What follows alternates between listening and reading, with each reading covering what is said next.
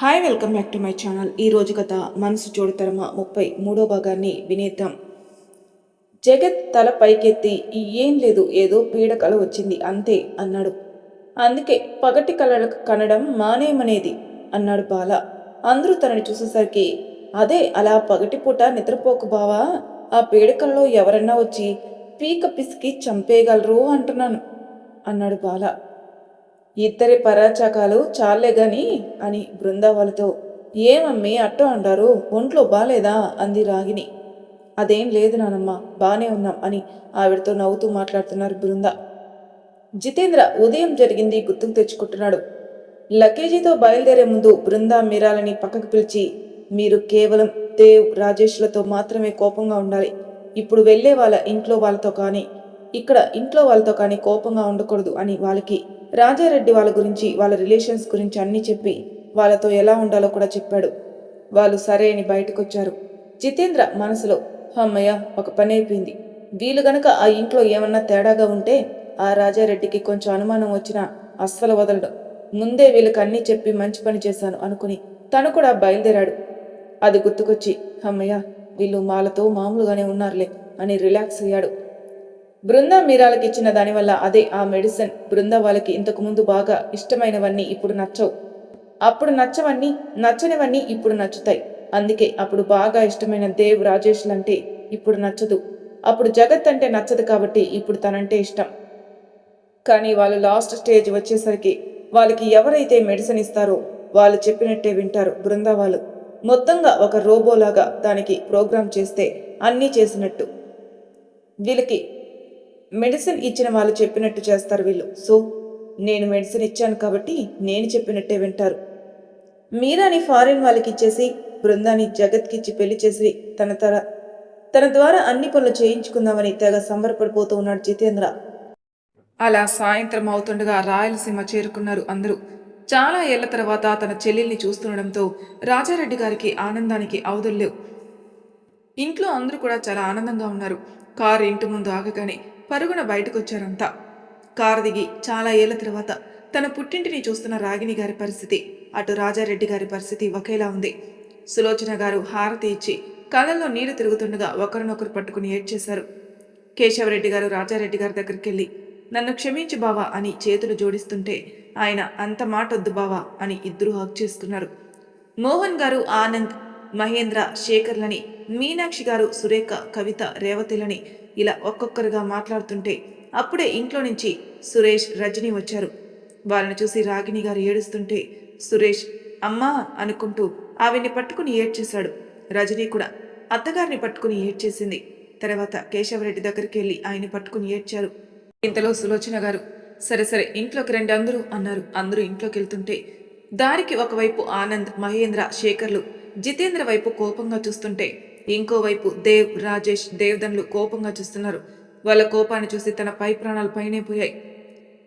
ఏదప్పా ఆడనే ఉండిపోయావు, రా లోపలికి అని దగ్గరుండి రాజారెడ్డి జితేంద్రని లోపలికి తీసుకెళ్తూ జగత్ అక్కడే కార్ దగ్గరే ఆగిపోవడం చూసి నవీన్ని, బాలాని పిలిచి, జగత్ సిగ్గుపడుతుంటాడు, లోపలికి తీసుకురండి అని జితేంద్రని తీసుకుని లోపలికి వెళ్ళాడు. బాల, నవీన్లు నవ్వుకుంటూ జగత్ దగ్గరికి వెళ్ళి మెల్లగా తనని లేపి జగత్ ఒక హ్యాండ్ బాల భుజం మీద, ఇంకో హ్యాండ్ నవీన్ భుజం మీద వేసుకుని నడిపించుకుంటూ వస్తున్నారు. అలా అందరూ ఇంట్లోకి వెళ్ళారు. అలా వాళ్ళ మాటల్లో రాత్రి అందరూ సరదాగా భోజనాలు చేసి చాలా ఏళ్ల తర్వాత కలవడంతో అందరూ ముచ్చట్లు పెట్టుకుని నిద్ర వస్తుందని ఒక్కొక్కరుగా ఎవరి రూమ్స్కి వాళ్ళు వెళ్లారు. బృందా రూమ్లోకి వచ్చేసరికి దేవ్ ల్యాప్టాప్లో వర్క్ చేసుకుంటున్నాడు. బృందా కామ్గా వచ్చి బెడ్కి ఆ చివర పడుకుంది. శారీలో ఉండడం వల్ల బృంద అటు తిరిగి పడుకోవడంతో చీర పక్కకి జరిగి తన నడుం క్లియర్గా కనిపిస్తుంది. దేవ్ అనుకోకుండా అటు చూసి షాక్ అయి కన్నార్పకుండా అలానే చూస్తున్నాడు.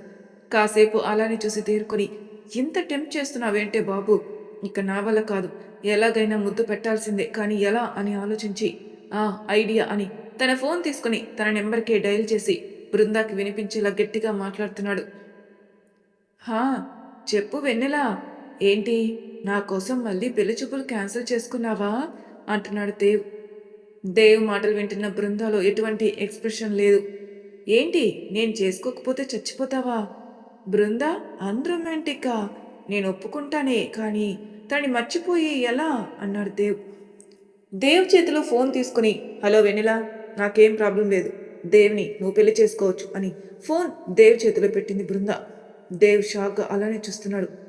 బృంద ఏంటి అని కళ్ళెగరేసి దేవ్ ఫోన్ కట్ చేసేసరికి బృంద వైపు అలానే చూస్తుంటే, ఏంటి ఇప్పుడు నువ్వు ఇంకో అమ్మాయితో మాట్లాడుతున్నావని జెలసి ఫీల్ అయి నిన్ను కోపంగా చూడడం, ఆమెని తిట్టడం, తర్వాత నీకు దగ్గరగా రావడం లాంటివి నా నుంచిలా అస్సలు ఎక్స్పెక్ట్ చేయకు. అంత వీక్ కాదు నేను అంది బృంద. ఓహో, అయితే తమరు వీక్ కాదనమాట, చాలా చాలా స్ట్రాంగ్, మే ఐ కరెక్ట్ అన్నాడు. ఎస్ అంది బృంద. అయితే ఒక చిన్న బెట్ వేసుకుందామా? ఏంటో అంది. మీరు చాలా స్ట్రాంగ్ కదా, సో ఒక 10 నిమిషాలు నేను ఏం చేసినా అస్సలు వీక్ అవ్వకూడదు. బృంద మనసులో, 10 మినిట్సేగా అని. ఓకే, బెట్ ఏంటి అంది.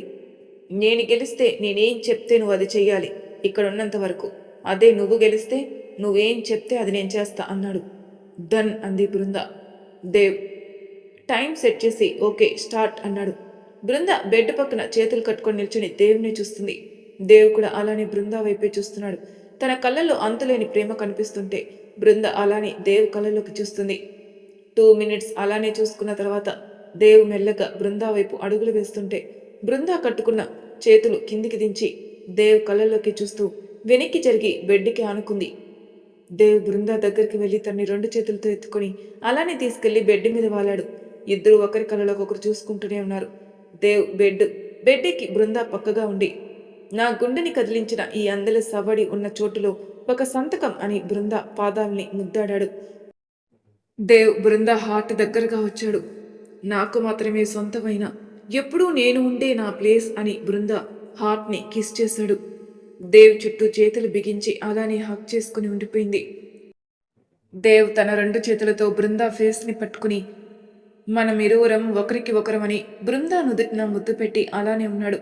బృందా కూడా దేవ్ హక్ చేసుకుని అలానే ఉండిపోయింది. దేవ్ అలానే ఫేస్ని కిందికి తెచ్చి ఒకరి ఊపిరిలో ఒకరం కలిసిపోయి ఒకరిలో ఒకరం ఎల్లప్పుడూ కలిసి ఉండాలి అంటూ బృందా పెదవుల్ని అందుకున్నాడు. అప్పటికే 10 నిమిషాలు దాటి చాలాసేపైంది. బృందా కూడా అడ్డు చెప్పకుండా దేవ్ ప్రేమకి తన ప్రేమ తెలియజేస్తూ ఒకరి ఊపిరిలో ఒకరు కలిసిపోతూ దేవులుగా అవుతున్న సమయంలో సడన్గా బృందా దేవ్ని తోసేసింది.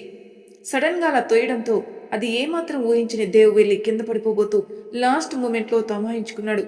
బృందా వైపు చూడగా తను అటు తిరిగి పడుకుని నిద్రపోయింది.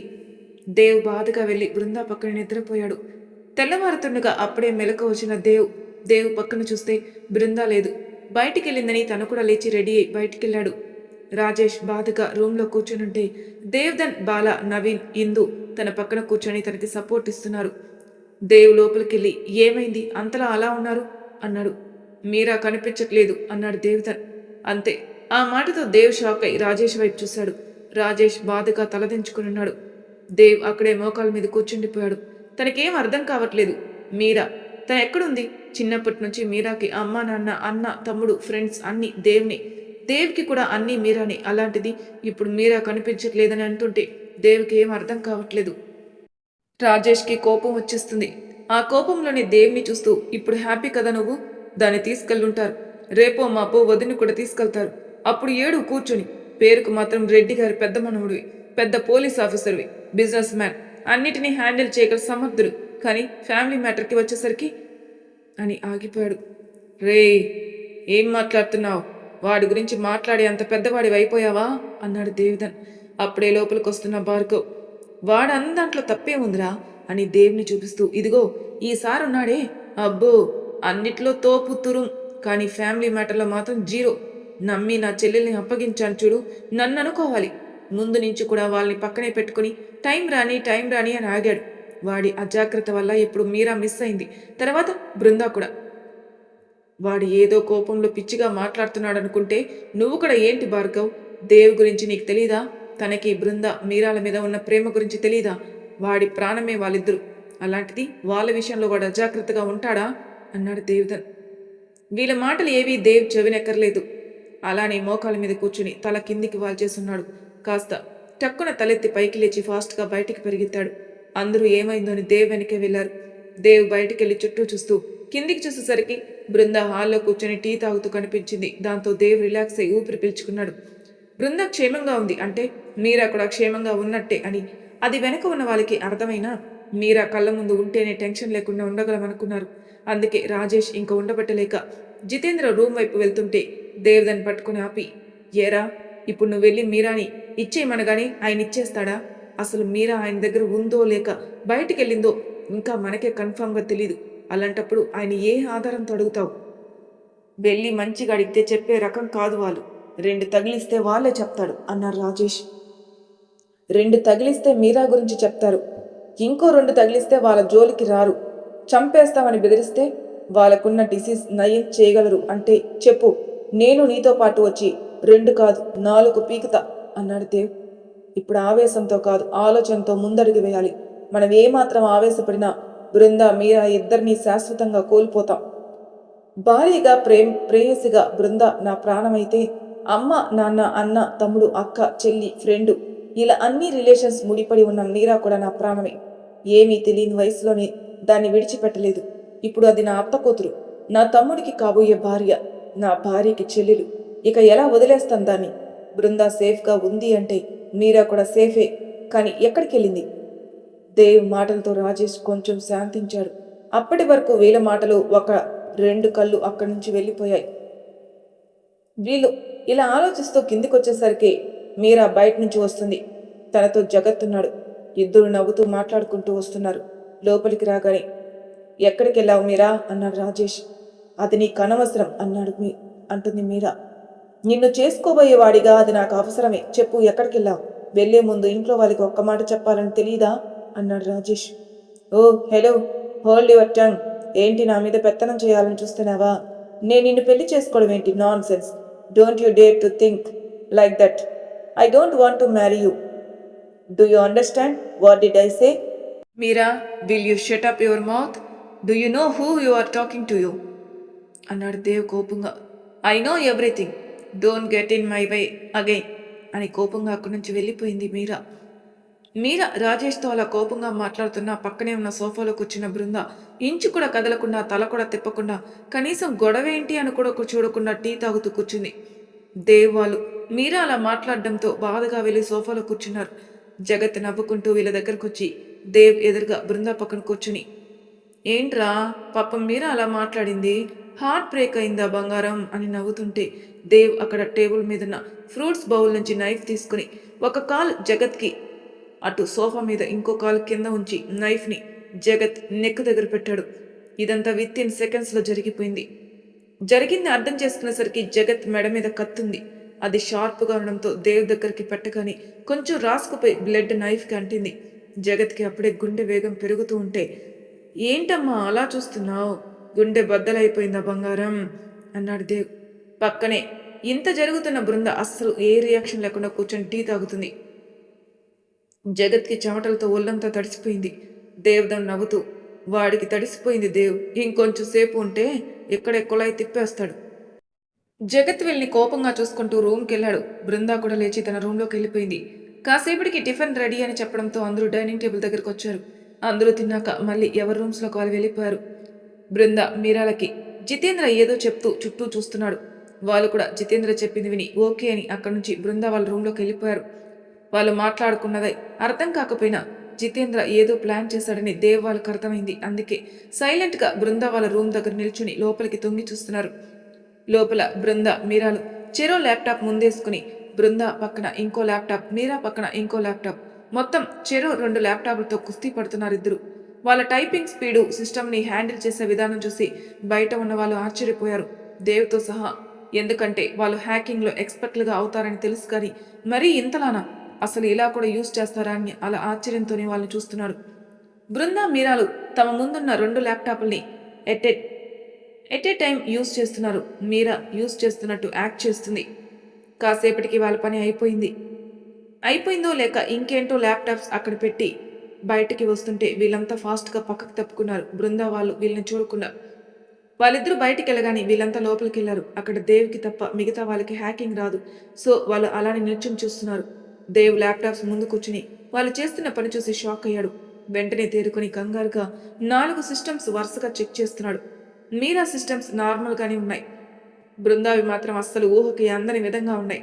దేవ్ ఎందుకంత కంగారుగా ఉన్నాడో అర్థం కాక వీళ్ళంతా ఒకరి మొహాలు ఒకరు చూసుకుంటున్నారు. దేవ్ కంగారుగా బాల డోర్ దగ్గర నిలబడి, బృందా వాళ్ళు నాకు వస్తున్నారో లేదో ఇన్ఫార్మ్ ఇవ్వు అన్నాడు. ఓకే అని బాలా వెళ్ళి డోర్ దగ్గర నించొని చూస్తున్నాడు. దేవ్ సిస్టంలో ఏదేదో చేస్తున్నాడు. ఈలోగా బృందా వాళ్ళు వస్తున్నారని బాలా చెప్పడంతో తన పని ఇంకో 2 నిమిషాలు ఉంది, ఈలోగా మేనేజ్ చేయమని చెప్పడంతో బాలా సరే అని బృందా వాళ్ళ దగ్గరికి వెళ్ళి, అక్కలు ఆగండి ఆగండి అన్నాడు బాలా. ఏంటి బాలా, మాకు పని ఉంది తప్పుకో అంది బృంద. అబ్బా వెళ్దూరులేండి అక్కలు, ఎప్పుడూ పనేనా? మీరా అక్క పెళ్ళికి సంగీత్ పెడతారుగా, అందులో నువ్వు బావా ఏ సాంగ్కి డాన్స్ వేస్తారక్క అన్నాడు బాలా. బృంద కోపంగా బాలా అడ్డులే అంది. లేస్తలే కానీ ముందు చెప్పక్క ఏ సాంగు అన్నాడు. బాలా డోంట్ ఇరిటేటర్స్ అంది మీరా. ఇందులో వెనక నుంచి బాలాకి హెల్ప్ చేయడానికి భార్గవ్ అక్కడికొచ్చాడు. ఏం సాంగ్ బాలా అనుకుంటూ. బృందా మీరాలు వీళ్ళిద్దరిని కోపంగా చూస్తూ పక్క నుంచి రూమ్లోకి వెళ్ళిపోయారు. కానీ వీళ్ళు వెళ్ళనిస్తేనా? అటు దేవ్ పని ఆల్మోస్ట్ అయిపోయి వచ్చేసింది. ఇటు బృందా వాళ్ళని ఆపి ఏదో ఒక సోది చెప్పి వాళ్ళని లోపలికి రానియకుండా అడ్డుకుంటున్నారు బాల భార్గవులు. బృందా వాళ్ళు ఇక విసుగొచ్చేసి వాళ్ళని తోసుకుంటూ రూమ్ దగ్గరికి వెళ్తూ ఉంటే, అయిపోయింది అంతా అయిపోయింది, బావ దొరికిపోయాడు అని తల మీద 2 చేతులు ఇలా పెట్టుకున్నాడు బాల. బృందా వాళ్ళ రూమ్ దగ్గరికి వెళ్ళేలోపే దేవ్ పని అయిపోయి అందరూ బయటకొచ్చి వాళ్ళకి కనిపించకుండా పక్కకి వెళ్ళిపోయారు. దాంతో బాల వాళ్ళు ఊపిరి పీల్చుకుని వాళ్ళ దగ్గరికి వెళ్ళారు.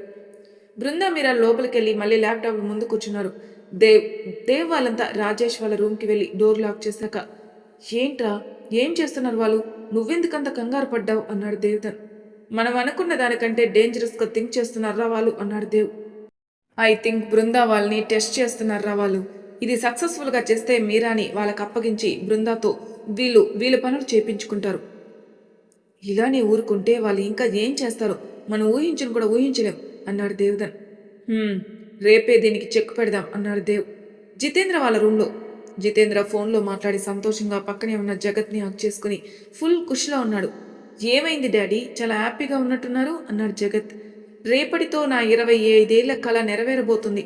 రేపు మీరాని ఫారిన్ వాళ్ళకి అప్పగిస్తే మనకి కొన్ని కోట్లు వస్తాయి. అవే కాక బృందాన్ని యూజ్ చేసుకుని మనం ఈ ప్రపంచంలోని రిచెస్ట్ పర్సన్ అవ్వచ్చు. రేపు వాళ్ళతో డీలింగ్ అయ్యాక అటు నుంచి అటే బృందాన్ని తీసుకుని వెళ్ళిపోదాం. ఇక్కడే ఉంటే ఆ రాజారెడ్డి కేశవరెడ్డి వాళ్ళ మనవళ్ళు కొడుకులు మనల్ని బ్రతకనివ్వరు. ఎలాగో ఆ రాజేష్ భార్గవులకి దేవ్ మీద నమ్మకం పోయింది. మీరా బృంద శాశ్వతంగా వాళ్ళకి దూరం అయితే ఇక ఈ కుటుంబం చిన్నాభిన్నం అవడం ఖాయం. అవును, మీరా సేఫ్గా ఉందా? హా డాడ్, సేఫ్గానే ఉంది. మరి మీరా ప్లేస్లో మనం తెచ్చిన ఈ నకిలీ మీరా బృంద గుర్తుపట్టదు అంటావా అన్నాడు జగత్. ఛాన్సే లేదు, అయినా పక్కనుంది ఎవరో తనకు అనవసరం, తన పని మాత్రమే తనకు ముఖ్యం అన్నాడు జితేంద్ర. రేపు మనం మీరాని ఫారిన్ వాళ్ళకి అప్పగించే వరకు ఈ నకిలీ మీరా ఇక్కడే ఉంటుంది. తర్వాత అది ఏమైపోయినా మనకు అవసరం లేదు. వీళ్ళ మాటలు బయట నుంచి విన్న బాల దేవ్ వాళ్ళ దగ్గరికి వెళ్ళి అంతా చెప్పాడు. రేపటితో చెక్ పెడదామనుకున్నాం, వాడే ముహూర్తం పెట్టుకున్నాడు, కానీ మీరాని దాచేస్తాడనుకోలేదు అన్నాడు దేవ్. బావా నాదో కోరిక. ఏంటి బాలా? ఎలాగో రేపటితో ఆ తండ్రి కొడుకులు చాప్టర్ క్లోజ్ కదా, ఈ ఒక్కరోజన్నా వాళ్ళతో ఫుల్గా ఆడుకోవాలి అని అన్నాడు బాల. దేవ్ ఏం మాట్లాడకుండా ఆలోచిస్తున్నాడు. ఏం ఆలోచిస్తున్నావు బావా అన్నాడు బాల. మోహన్ మామయ్య గురించి ఆలోచిస్తున్నాను. ఆయనకి కనుక నిజం చెప్తే మనకి ఆయనే హెల్ప్ చేయొచ్చు కదా అన్నాడు దేవ్. అని ఒక ప్లాన్ వాళ్ళకి చెప్పి అందరూ ఓకే అన్నాక వెనక్కి తిరిగిన వాళ్ళకి ఎదురుగా ఉన్న వ్యక్తిని చూసి షాక్ అయ్యారు. మరి తర్వాయి భాగంలో ఏం జరుగుతుందో నెక్స్ట్ ఎపిసోడ్లో తెలుసుకుందాం. అంతవరకు నా ఛానల్ సబ్స్క్రైబ్ చేయని వాళ్ళు ప్లీజ్ సబ్స్క్రైబ్ చేసుకోండి, లైక్ చేసి షేర్ చేయండి, మీ అభిప్రాయాలు నాకు కామెంట్ రూపంలో తెలియజేయండి. Thank you for listening.